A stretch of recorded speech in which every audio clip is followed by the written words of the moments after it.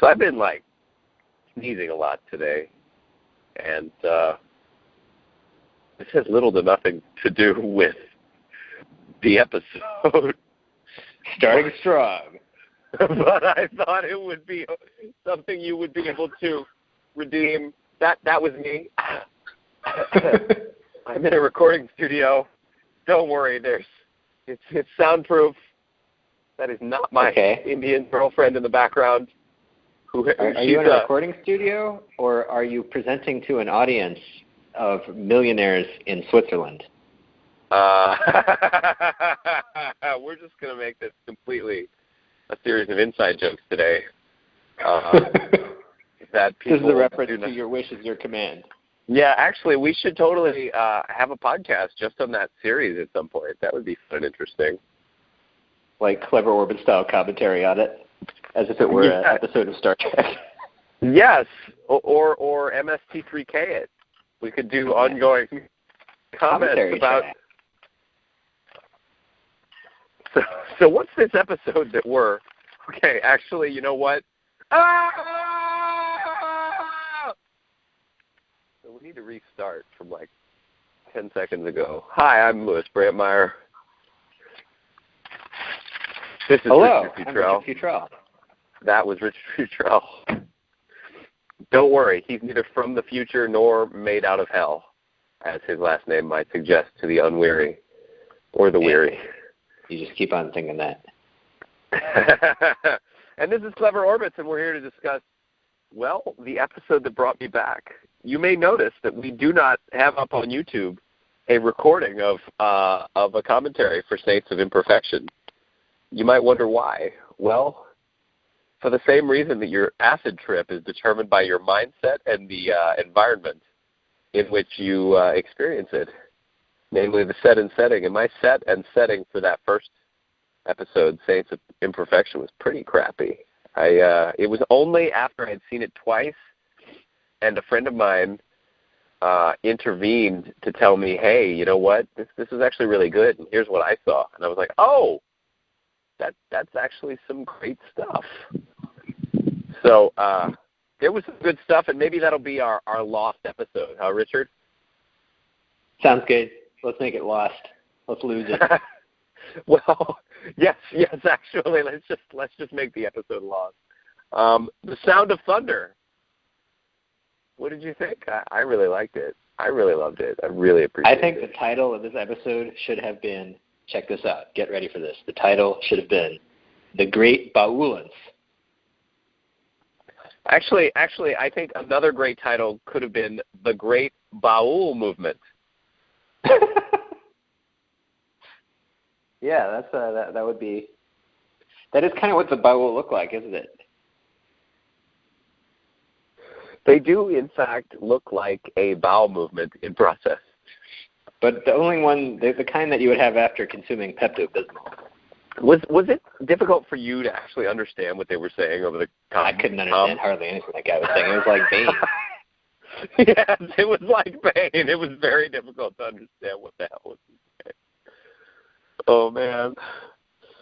So I immediately liked this one better than the last episode, and I'll tell you why. Because it took the time, and it didn't even really take that much time, but it took the time to get you into the experience of these characters, namely Culber and Saru. And I had a lot of empathy for both of these characters in their experiences. And you know, we've got a Baul on the podcast right now who's in the process of attempting to attack Richard, hence those odd sounds in the background. But Richard's smart. He's recently cut off his sphere ganglia and has actually. And that's made me really uppity and insubordinate against my captain. Well, I mean, not just that. You now actually also, because you're from such an evolved species, you shoot lasers from the sides of your head at predators. Little darts. Just little darts? Are you sure? I thought those were lasers. Yeah. Well, the last time I saw you, the last time we were at a party together and you killed that guy, it was with lasers. What were you trying to pull, Locutus? We're on the air, man. We're on the air. I'm just kidding. Cancel clear. So, who's listening to this? I immediately empathized. Like, I didn't even really pick out moments of compassion for this episode. I think there was maybe one or two. Actually, there was one. But it was more of a metaphorical compassion. It was interesting because that opening sequence and the way that the characters are portrayed, Culber and, the Saru, I felt them. And it didn't need to be some great moment of somebody helping somebody else. Though if you're looking for it, you can see the moment where Saru is actually helping Culber. He kind of puts his hand on his shoulder and is like, hey. So Spock's still Hey, I know what it's like for your physiology to be ineradicably altered through a transdimensional process. Really? Oh. Is that how you got the lasers? No.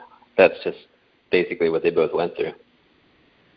They did, actually. They both had their bodies dramatically transformed, and they're wrestling with dealing with what it feels like to be out of place in their own skin. They both had scars removed in some way. Stars? What? Scars. Oh, yeah, they did. They did. You're right. Huh. And the sound of thunder, in case anyone was wondering, I would think probably was a reference to the noises made by the what do you call it? Those they weren't tripods. They were monoliths. Yeah, the monoliths. And so anyway, that was the sound of thunder. Or maybe it was the sound of Saru restoring the birthright of a certain kind of existence to his species. I rather like that. So to start, it was so much better because the characterizations were so spot on and well done. And I felt the plight of these characters. Whereas last week's episode, to which I will only refer in passing, the thing that I think was left out the most was, for me, the experience of really resonating with and sympathizing with the experience of these characters. And I mean, I did. I had like a moment or two of compassion in our first and only lost episode. Here it had too much plot, whereas this didn't have quite so much plot. Yeah, it was focused.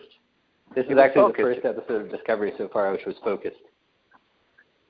I mean, there's the Culber B plot, but how much airtime did that get? Like nothing. Yeah, not anything. It was just like a reference. It was a passing reference to like one scene, maybe two. I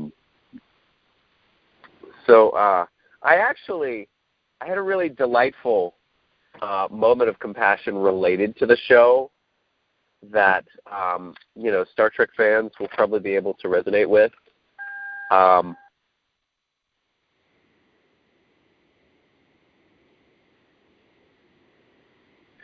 So after that long and dramatic pause, I want to share this thing that's really cool where the theme song has managed to make an imprint on my girlfriend's brain. And this is just about the sweetest thing in the world. She will hear the theme song, and then she will start singing it, and then we'll sing it together. And it's just the most precious, beautiful thing I've ever experienced inside of a connection with a woman. Because I don't think even my own mother, I mean, she would sing it to me, but she wouldn't sing with me to the theme song. And you don't think that the Discovery theme song is really that, like, catchy and, like, resonant. But it is. It is. It's well done. So that was a thing that happened that I noticed. And then there was a moment when Saru is looking out of the view screen, realizing that they're going to have to go visit Kaminar. And what rang into my mind was, "We are going home!" Nice. From the Phantom Menace, because clearly the classic line. Saru is Jar Jar Binks, obviously. He does kind of look like Jar Jar. Vaguely. But he doesn't act much like Jar Jar. Of course, later on in the episode, when Saru, Michael, and Sarana have their little conversation, and there's this mixture of like Saru's indignance, injustice, Sarana's wonder at possibility and the wider universe that she's encountering, and then this kind of hope and congenial curiosity that Michael has. I so felt like that was deeply in the vein of Star Trek that what came to my mind then was, now that's pod racing. Of course. No, this is very strange. Pod racing. Yes. And I guess the Baul is clearly the same species as the Bulba in this metaphor, which is clearly unnecessary and possibly alienating. I think that's Zool from Ghostbusters. Yes. So Spock is still missing, and we get a suggestion that the Red Angel might be a time traveler. Yeah, I felt like. Suit. Yeah, so do you think it's like the hyper-intelligent entity at the end of time that's traveling back to meet the people from the past that end up creating it? To fix things? In order to ensure that it itself comes into existence? Oh, well, that might be interesting. That might actually be interesting. So there's a lot on the faith versus reason, religion, spirituality theme. What if it's someone from the USS Relativity? Well, you know that all the people on that ship were actually insane criminals, right? Not just the captain. We don't have any evidence that this thing is not an insane criminal.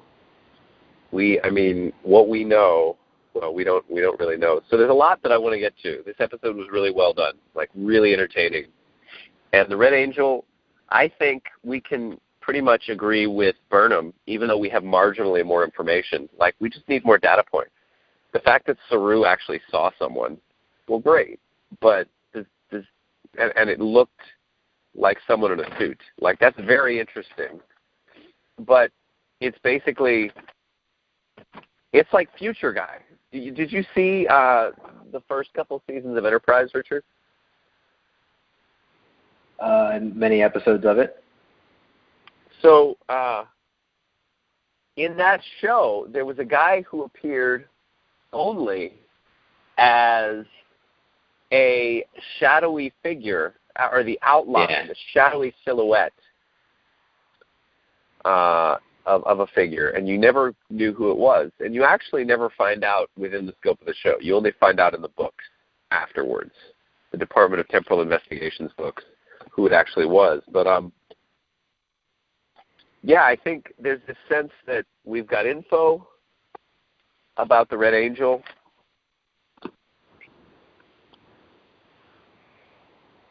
And it's sort of like a superhero. It's sort of like somebody wearing a suit to disguise themselves, is the sense that I get. It makes a religious impact on culture again. Actually, this is a good story, right? What would be really interesting is if the whole purpose of this guy was to go back in time to create as many different religions based around himself as possible. Yeah, kind of like the Bene Gesserit in Dune. Oh, interesting. I didn't realize that was a thing. But yeah, that's an interesting. They don't go back in time. Oh, yeah. They send out the Area Protectiva to different planets to plant the seeds of myths, such that if they ever get stuck on a planet, they'll be able to capitalize on the myths and say, I'm the foretold one. I'm the Cirrus that was told in ancient times. Oh, that's really interesting. I need to go back and reread Dune, apparently. It's a lot of cool Dune on here. Yeah, really well done. We can do it in 2 years when Denis Villeneuve makes the new Dune movie. Yes, Denis Villeneuve, who did Blade Runner 2049. We should do both of those, too. I don't like Blade Runner 2049, but we can do Blade Runner. I love Blade Runner 2049. Oh, yeah? I'm sorry. Well, we're pretty. I'm willing to give exactly one more shot. Yeah.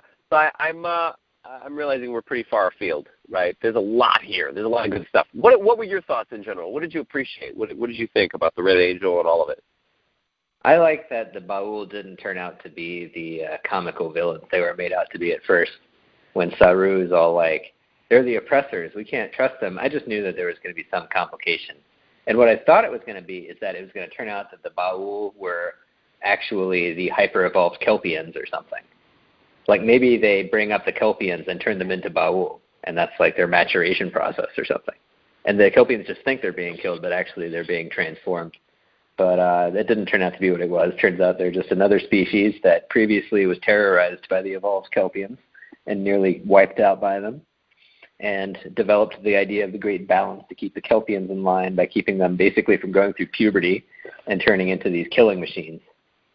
And Enterprise comes back and says the good thing to do for this planet would be to enable all of the Kelpians to turn back into killing machines.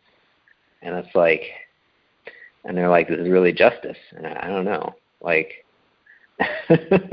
anyway, what I'm supposed to be talking about, what I liked, but these were my thoughts. I thought, so there's a lot of interesting stuff about religion and myth and the part it plays in culture and society here. And then also there's some stuff about Section 31, and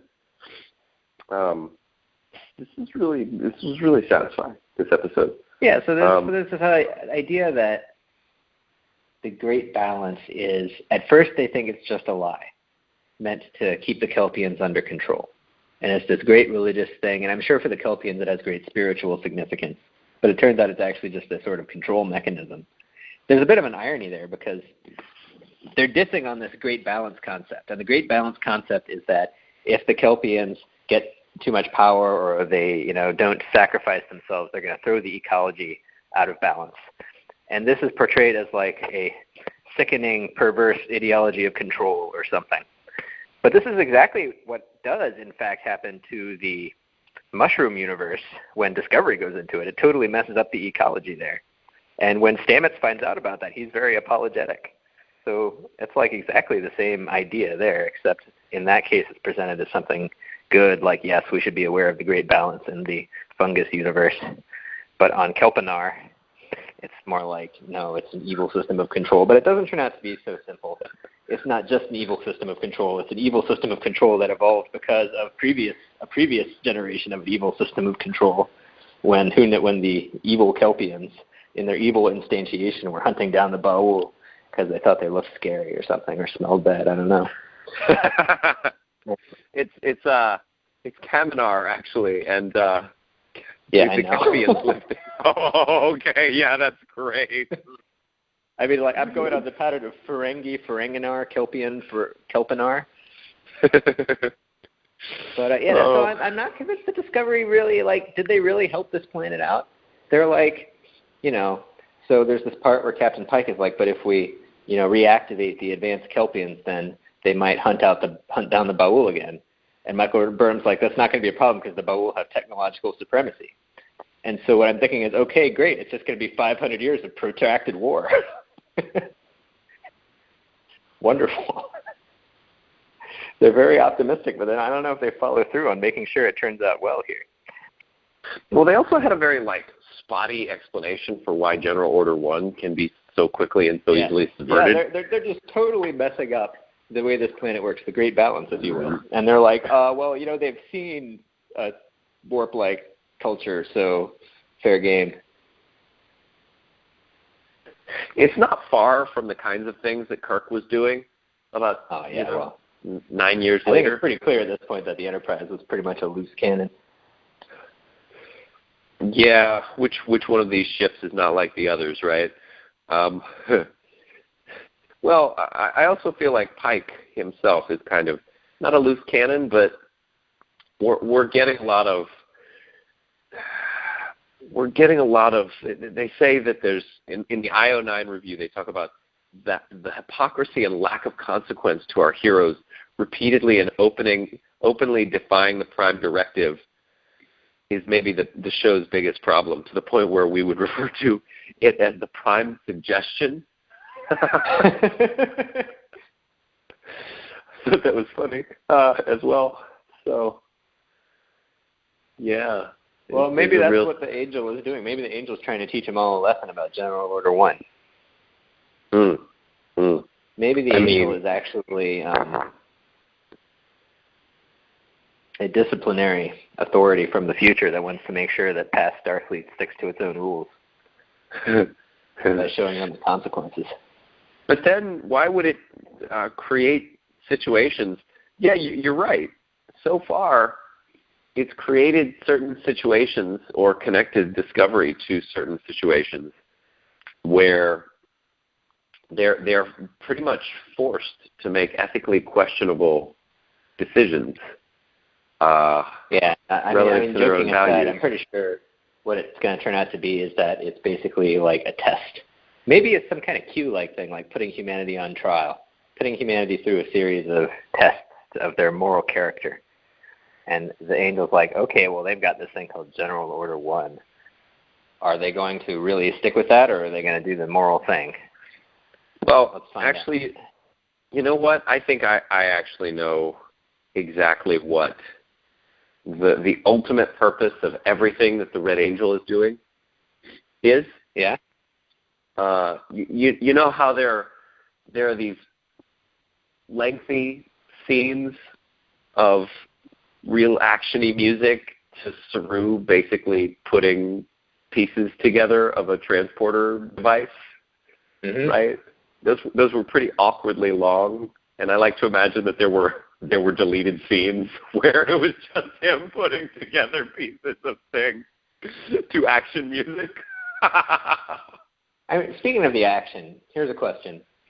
On the Ba'ul ship, do they really only have 3 of those drones to spare? Those drill drones that are trying to kill Saru and his sister? I'm sure they had more. They just were occupied. Don't you think after they wipe out those 3 of them, they're, like, very easily, I might add, don't you think that they would, like, send in everyone they got to kill these guys? Yeah, I mean, like, because they're loose cannons. I don't know. Maybe that part of the ship was isolated from all the other parts of the ship. Maybe it was just like one self-contained room with what appear to be hallways in order to give the Kelpians false hope. The Ba'ul kind of looks like that thing that killed Tasha Yar, Armus. Tasha Yar, yeah. The printer ink thing that is pure evil. The printer ink thing. Yeah, that's how they made it. It was printer ink. That's really awesome. So the species were different, but because these had red eyes, that's the real big difference here. Yeah. That's apparently enough to distinguish a whole species. I really still wish it turned out that the Ba'ul actually were the Kelpians. That's how I would have written it. Yeah, I mean, yeah. Like, imagine Saru's pathos there. Because, like, at first he thinks that, you have to sacrifice yourself to fulfill the great balance. And then he thinks the great balance is evil. He's on a moral crusade. And then he finds out, that was also wrong. That would be pretty cool. I empathize very much with Saru in his arc in this episode. Like, the experience of the myth of the great balance, realizing it was false, and then the Ba'ul oppression, or we might even say the Ba'ul occupation, to bring it back to sort of DS9, like, and then how he confronts Pike and sort of gets up into Pike's face and is so fearless. I felt like it was very interesting because it indicated how much fear subconsciously motivates our interactions with other people. I mean, other people might be subservient. I mean, and you could see this in the way the rest of the bridge crew reacted to the Pike Saru confrontation that was brewing. And luckily we have Burnham step in, who has seen him in this kind of a state before. She has seen him in the experience of fearlessness from Pavo. From when quite possibly the best episode of season 1 happened, with all those jumps and Demet being in pain and all of this. So yeah, I mean, this episode was beautiful. I mean, there's almost a richness and a texture to the themes that's unassailable, or so pregnant that it is impregnable, so to speak. Interesting. I feel like there's a lot that could be said. The visuals were beautiful too, and one of the things I realized is the Red Angel and Spock, for that matter, are basically Bigfoot. Like we always see evidence of them, and maybe we'll have a sighting that seems to be a sighting of them, but we don't really know if it's real. We don't really know what's going on. We've pretty much all seen the Red Angel at this point. Yeah, I mean, by this point we've for most of this season though is I guess kind of what I'm saying. Yeah, it's nice. It's a good propulsive mystery structure that keeps people invested. I also felt like there was a pretty clear Marxist analogy with the Baul. Yeah, that they're kind of making use of the raw material. Marxist analysis of religion there, and I found that to be kind of simplistic. That like Stamets apparently buys into the same religion when it applies to the fungus universe. Yeah, that there's interesting. That the innate natural ecology of a system ought to be respected at all costs. Is that kind of how you would state his? Yeah. Yeah. I thought, however, that the wonder that Serana expresses was delightful, and that was quintessential Star Trek. Like the same experience that Saru had is available to all and innate within all of us. I am curious, right? Or I am curiosity, and she has that. She just has never had a reason to access it. Until now, where her culture, driven by fear, is shifted by this knowledge that brings freedom and empowerment, which is also a classic kind of Gnostic theme, which is great. So he comes back, and it's like the second coming of Saru. He delivers the knowledge that shifts everything. And comes back from the dead even. He came back from the dead. You know what? He is his own myth. He is a myth, potentially. Maybe they can start a new religion surrounding Saru. Maybe. I appreciated one thing I appreciated about Saru and his interactions after his fear ganglia are gone is like the way that he is sort of doesn't quite fit in. His behavior is a little bit off on the bridge now. Like he keeps sitting in the captain's chair even beyond when he should be when Captain Pike is coming up to him, and he's sort of getting up in Pike's face in a sort of confrontational way. The way I see it is like the way he's used to operating is that he relies on his fear to regulate his behavior. And now that fear is gone, so he's kind of out of whack, and he's sort of going a little bit too far in the other direction, being extra aggressive. Yep. Yeah, that was part of his feedback control loop was that fear, and now it's gone, and so he's just a little bit out of control. It'll take a little time until he's under control again. Yeah, some regulation by experience, and actually, no one ever really put the brakes on him in this episode. Yeah, so maybe we're going to see some violent outbursts in the future. I'm sure you would like that. We saw the outburst from his head shooting those pins at the Baul. And then the Baul said, in the only line that I understood that he said it was some kind of primordial instinct. Yeah. Let's talk about that voice some more. It was very, very interesting to see its impact on the computer screens. I thought that effect was well done. Oh, yeah, that was cool. Like when it was like, we only have their voice, and then the voice comes over and it's this terrifying thing. That was very well done. Yeah, I mean, and I thought it was also almost impossible. Like I had to turn on captions to understand what the thing was saying. Yeah. So there might be some audio editing issues here. There might be some audio editing. Yeah. We should Universal Translator. We should direct the writing team and the audio mixing team to our podcast to learn about audio editing. So long as we have some good audio that's been edited, right? I mean, that'd be great. I felt like this whole episode was like classic original series style Trek with a strain of Next Generation style, like responsibility and consideration down the middle. It wasn't very thick, though. It was just a little bit. It was like a spice added to original series type stuff. And that led me to the question, like, how much do we want our Star Trek to be a modern-day reflection of or inflected by previous Treks? And that led me to the thinking around, isn't what we want something new? Like, we want something that's different? Which brings us back to this whole question of, like, this amorphous sort of meme pool of new Trek where they're testing things out to see what actually lives and contains within itself the mimetic equivalent of the DNA of the original series. And how much of that DNA seeds die. And it's actually very interesting because it's a process of very quick, relatively speaking, evolution in the expression of memes. And also, you could also see this season as an analysis of what impact or what kind of memes and events have on shaping and directing the nature of culture. With the Red Angel and Travelicium, excuse me, that's the name of a friend of mine, Terralicium, and then this.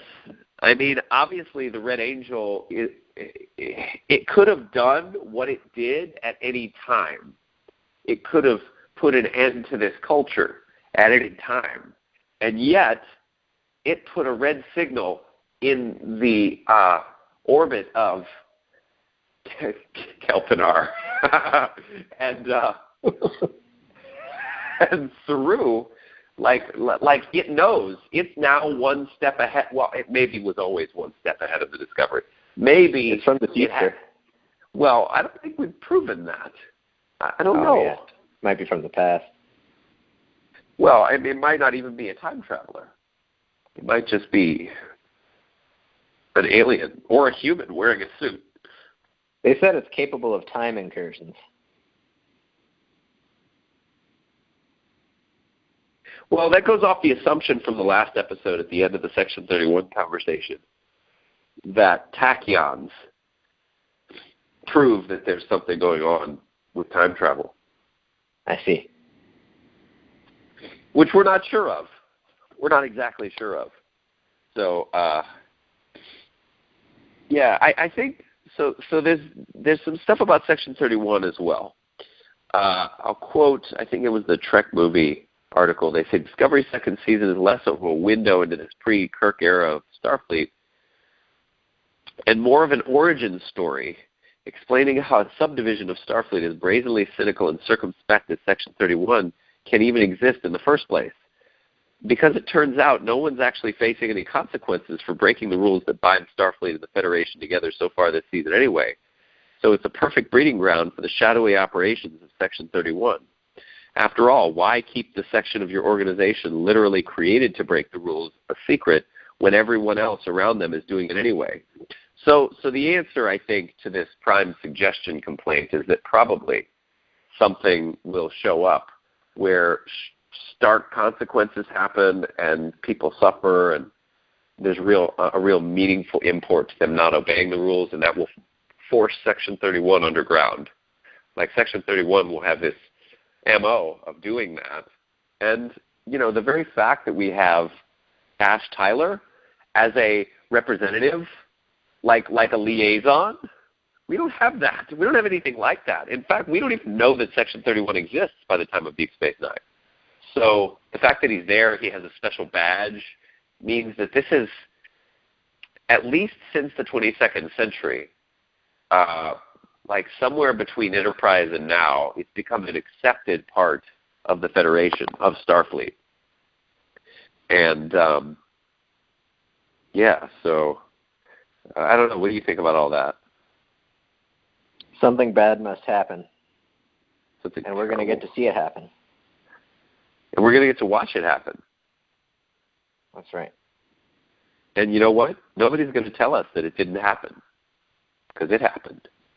We saw it on our TVs. Well, I was quoting the guy from. I was quoting Nero. What a stupid name for a villain, Nero.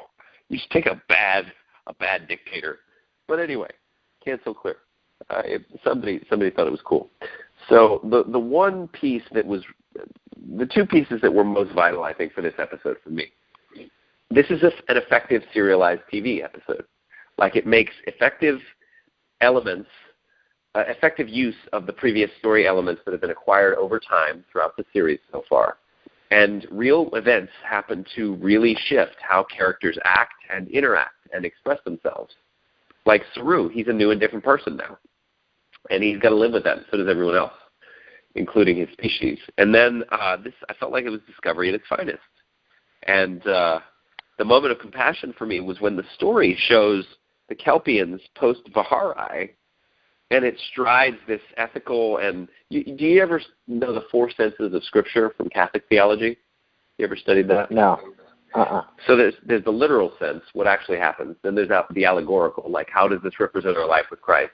Then there's the ethical or the moral sense in how does this teach us how to live? And then finally there is the sense of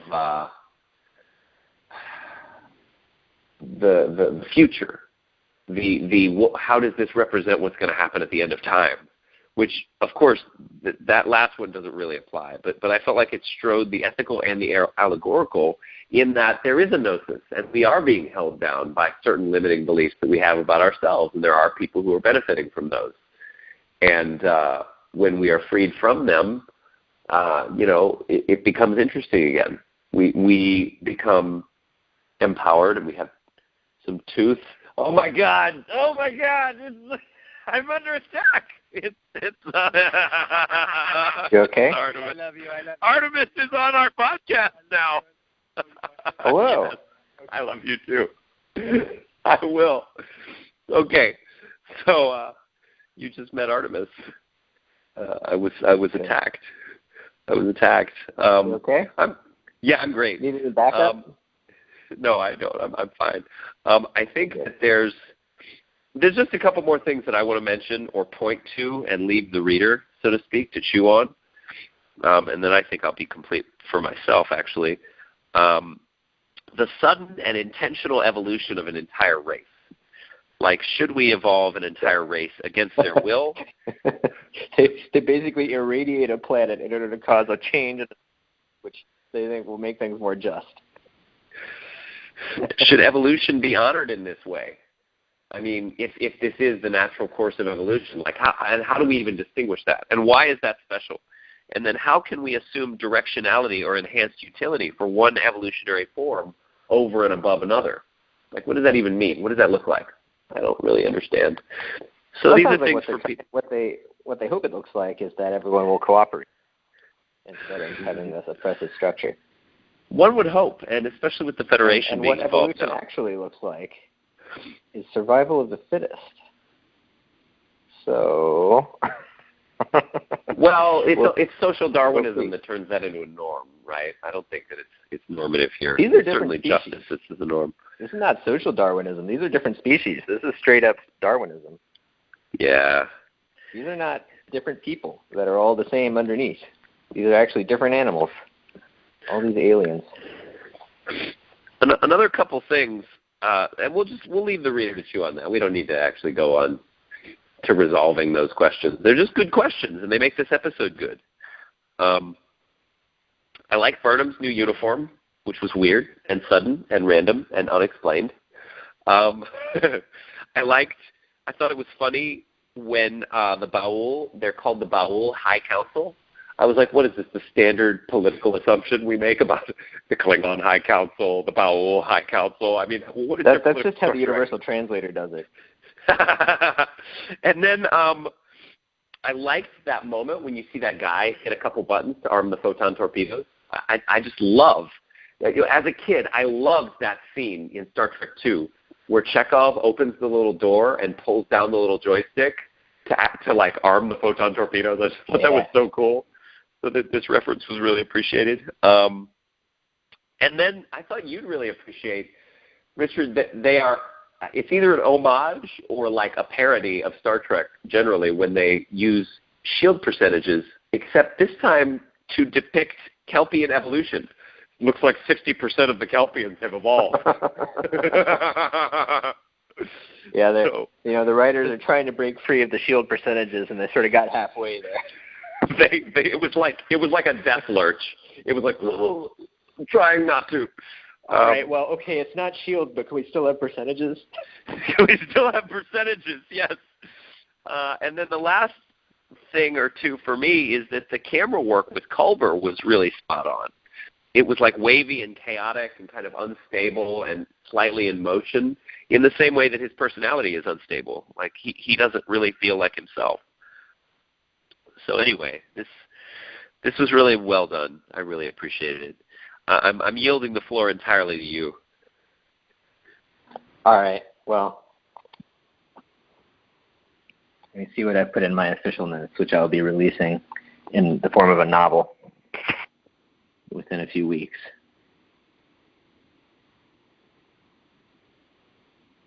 I think I've covered everything. Let's see. I wrote down the word Kelpinar. I wrote down, I think the Bowl are going to turn out to be the Kelpians. Yeah. Yeah, I mean, this was, I feel like this was classic Trek. So it definitely had that. And part of that was that they did things that were morally questionable and may not have realized that they were morally questionable. Yes.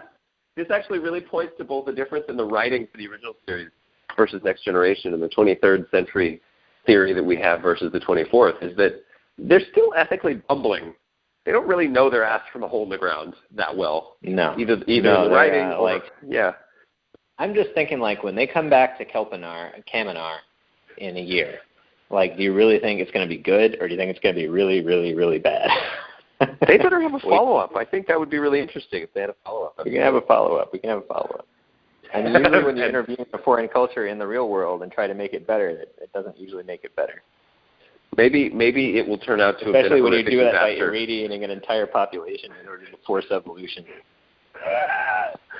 I mean, I think maybe we'll find out that there was a brutal war that just destroyed all of them, and Serana is a main. Maybe the last episode will be the Red Angel taking the Discovery crew to all the planets they thought they helped and showing them how bad it turned out, and then saying, "See, this is what happens. This is what happens." This is why This is what happens. I'm thinking of that scene in The Big Lebowski. or Family Guy. This is what happens when you violate General Order 1. You see, Captain Pike? This is what. Oh man. So yeah, that's I'd say that's pretty much it. And then at the end of it, they'll say, "Oh, it was all Section 31 that made us do it," and then they'll force Sections 31 underground. Oh yeah, Section 31 have that horrifying transporter accident, and then we're done. We've pretty much written the end of Discovery for these people. There's yet another person who needs to be a part of that horrific transporter accident recently. There's Spock, there's Sarek, there's Amanda Grayson, there's Pike, and then God forbid they bring Kirk on. Pike is covered because we know that he becomes handicapped. Oh yeah. So he just looks however he looks. Yeah, I don't know. I give this a 9 out of 10. A solid, maybe 9.5. We'll say 9.5. I'm going to give it an 8.5. Really? What was it missing?